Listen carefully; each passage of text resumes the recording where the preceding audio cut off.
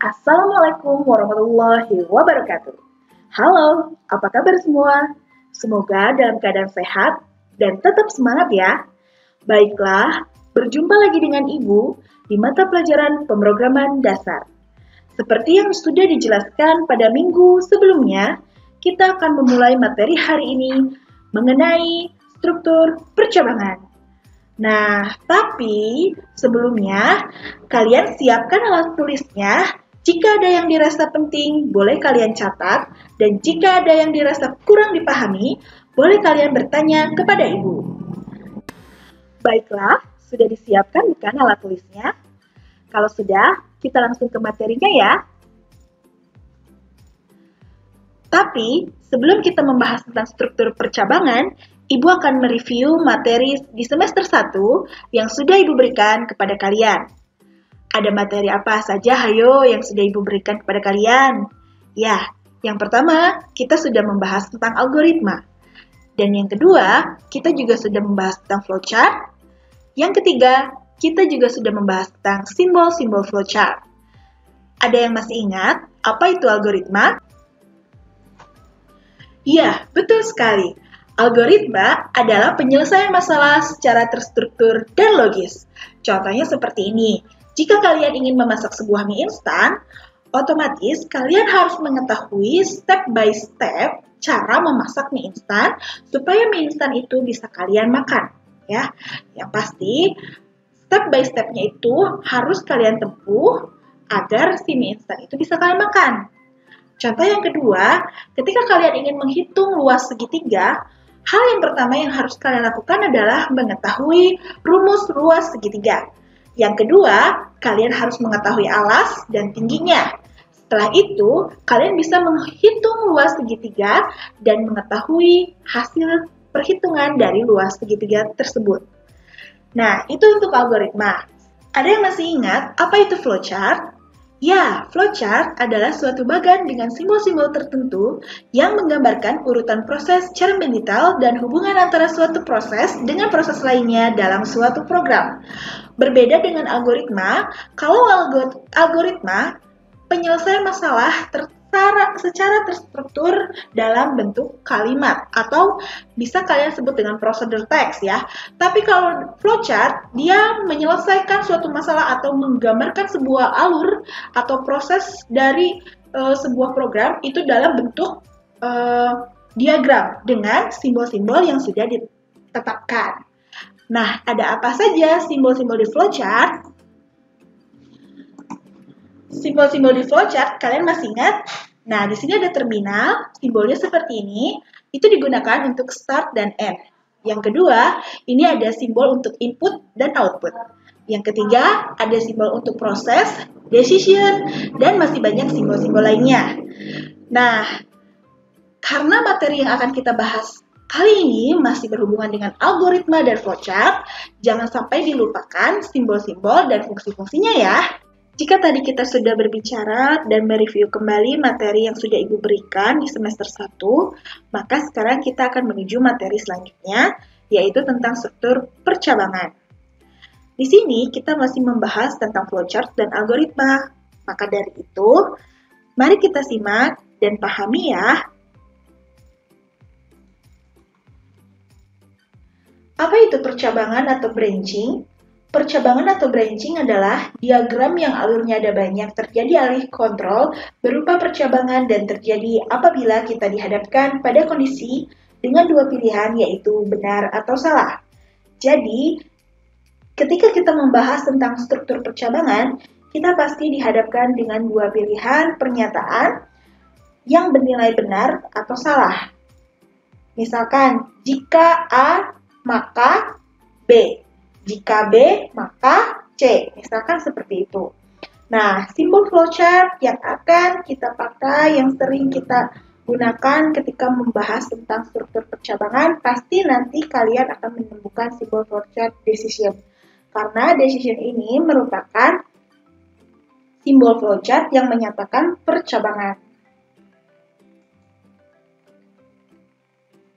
Nah, strukturnya seperti apa? Struktur flowchart-nya seperti ini ya. Di sini, Ibu sudah memberikan sebuah contoh dengan kondisi seperti ini. Jika A lebih besar daripada B, maka ketika ia bernilai benar atau iya, maka arus alurnya akan menuju ke yang pertama. Jika tidak atau berarti salah, maka arus alurnya akan menuju yang kedua. Di sini bisa nanti ditampilkan outputnya pakai simbol output, mau output atau proses baru output. Dan di sini juga bisa kalian tambahkan simbol proses atau output. Nah, ini untuk strukturnya seperti ini. Jadi pasti di dalam simbol decision ini ada kondisi, ada pengecekan nanti ya. Kalau bernilai benar, maka nanti output atau pernyataan yang keluar itu apa, dan jika bernilai salah, maka output yang akan dikeluarkan itu apa. Seperti itu gambarannya untuk struktur branching atau percabangan. Nah, untuk jenis-jenis blok percabangannya sendiri, di sini ada 5 macam. Yang pertama, percabangan if atau bisa dikatakan satu kondisi. Yang kedua ada percabangan if-else atau dua kondisi. Yang ketiga ada percabangan bersarang atau nested. 4. Percabangan dengan operator ternary, dan yang terakhir percabangan switch case. Namun, yang akan kita bahas hanya 3 poin, yaitu percabangan if-else, dan bersarang. Ini yang akan kita bahas.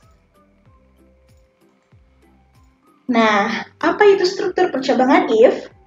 Struktur percabangan if merupakan percabangan yang hanya memiliki satu blok pilihan saat kondisi bernilai benar. Coba perhatikan kalimat di sini, memiliki satu blok pilihan saat kondisi bernilai benar. Jadi, dia akan mengeluarkan output atau pernyataan jika kondisinya bernilai benar. Seperti apa flowchart-nya? Nah, flowchart-nya seperti ini. Misalkan di sini ada start, terus di sini ada input. Nah, di sini kita cek kondisinya. Jika bernilai benar, maka nanti di sini kita akan mengeluarkan pernyataan, terus baru arus alur program berakhir. Nah, kalau bernilai salah, nanti langsung ke arus program berakhir. Kalau bernilai benar, dia akan mengeluarkan pernyataan. Namun kalau bernilai salah, dia akan langsung ke arus program berakhir atau end. Untuk lebih jelasnya, di sini Ibu sudah memiliki contoh seperti ini. Di sini ada algoritma, ada flowchart, dan ada BCD kode. Nah, untuk algoritmanya, masalahnya adalah kita akan membuat suatu pengecekan total belanja dengan kondisi jika total belanjanya lebih dari 100.000, maka output yang akan dikeluarkan adalah selamat Anda dapat hadiah. Maka algoritmanya seperti ini ya. Mulai menentukan total belanja, lalu print dan end. Dan flowchart-nya digambarkan seperti ini. Di sini kita masukkan kondisinya. Kondisinya yang mana, Bu? Kondisinya adalah total belanja lebih dari 100.000. Jadi, poin 3 kalian masukkan ke dalam simbol decision.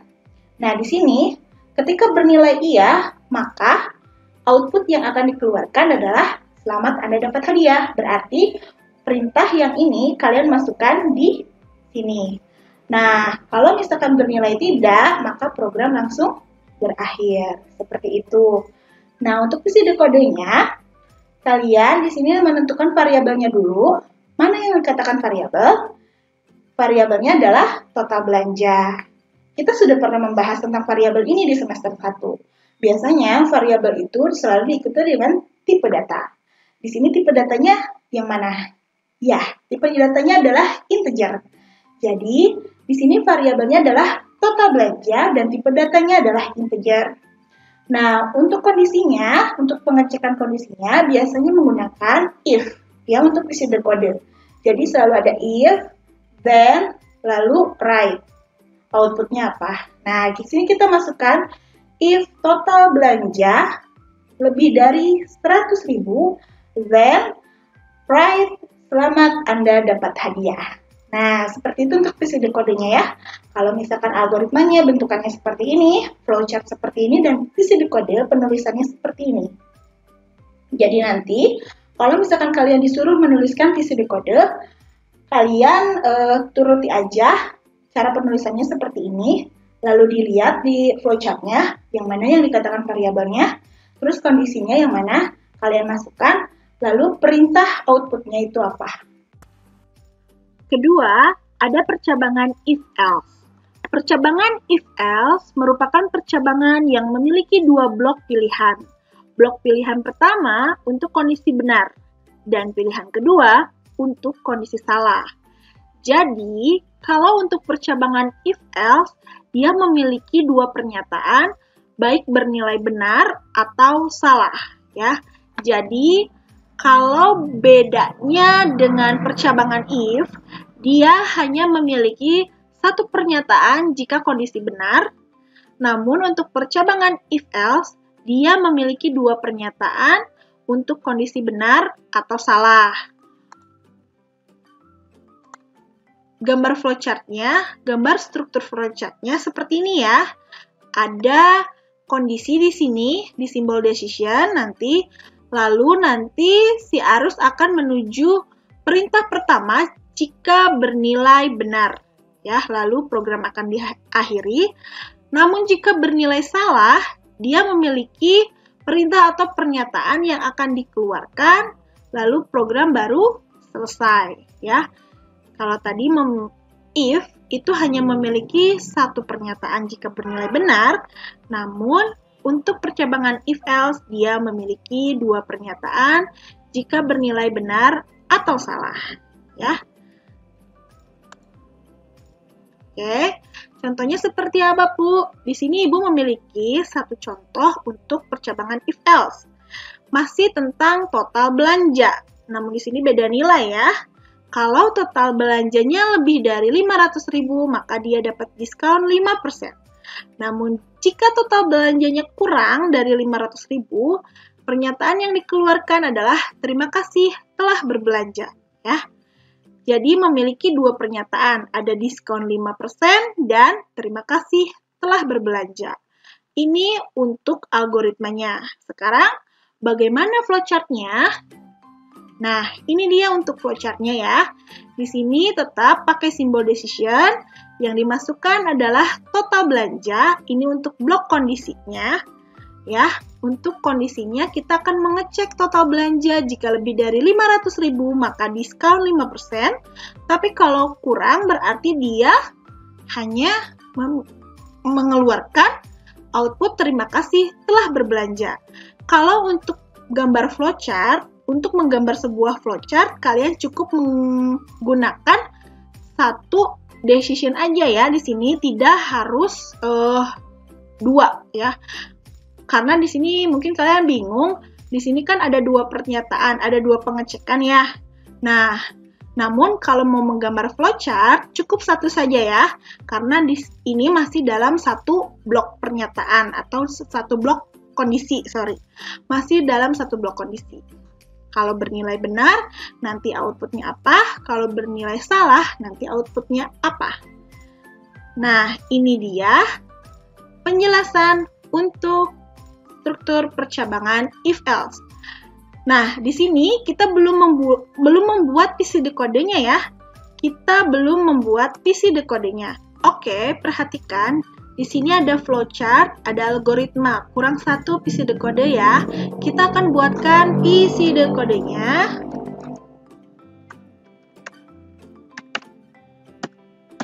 Berarti langkah pertama kita tentukan variabelnya. Variabelnya apa? Coba di sini. Ya, betul sekali. Variabelnya adalah total belanja. Kita gunakan tipe data integer saja. Penulisannya seperti ini ya. Kita gunakan tipe data integer, lalu setelah itu kita masukkan kondisinya. Berarti if total belanja lebih dari 500.000, Then write discount 5%.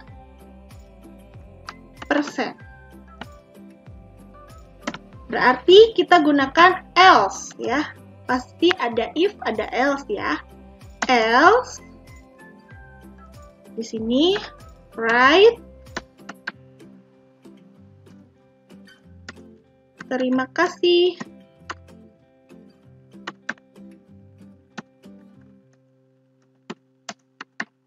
telah berbelanja.